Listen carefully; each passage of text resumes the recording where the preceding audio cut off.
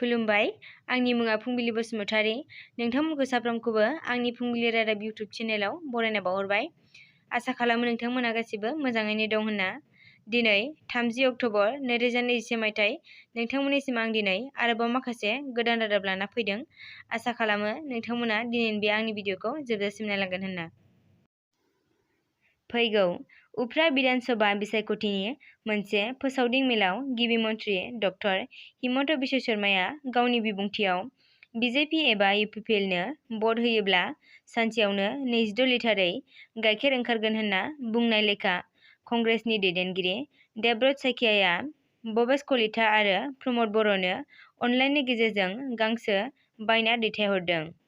देबब्रत सायखियाया फोरमायनाय बादिब्ला सानसेयाव 26 लिटार गाइखेर ओंखार होनो नांगौब्ला गोबां बिबांनि गांसो जाहोनो गोनां जायो होनना खौरांगिरिफोरनि सिगाङाव बुङो।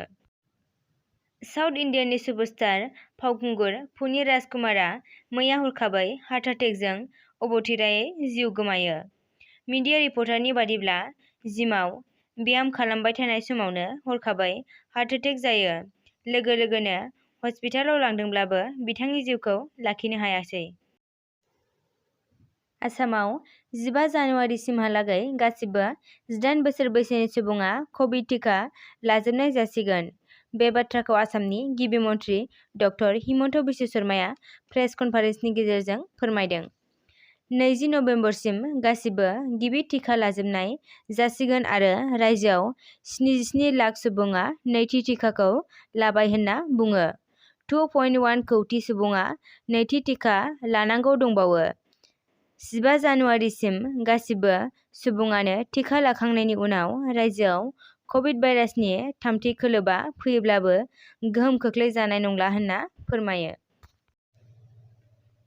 आसामनि बिजेपि सरकारा फैगौ कालि फुजायाव गासैबो रोखोमनि बम सावनायखौ बन्द फोसावबाय।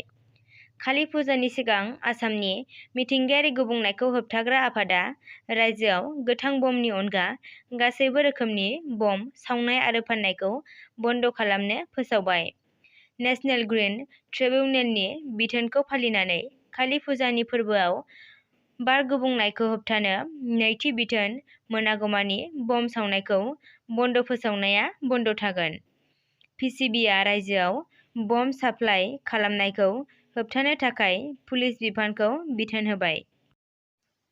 भबानिपुर बिधानसभा बियाबनि बिजेपि दोलोनि बिजाथि बनिन्द्र तालुकदारा आयेन बेरेखायै भट होगिरि रायजो राजाफोरनो रां राननायनि अजद दिखांदों।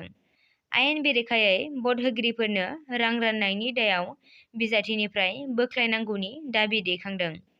आसाम प्रदेश कंग्रेस आफादा थांनाय सुक्रुबारखालि आसामनि बिसायख'थि आय'गनि गाहायनिसिम मोनसे आर'जलाइ दैथायहरदों। दिनैनि रादाबा एसेनोसै।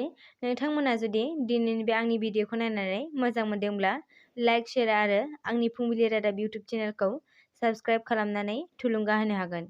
गोजोन्थों।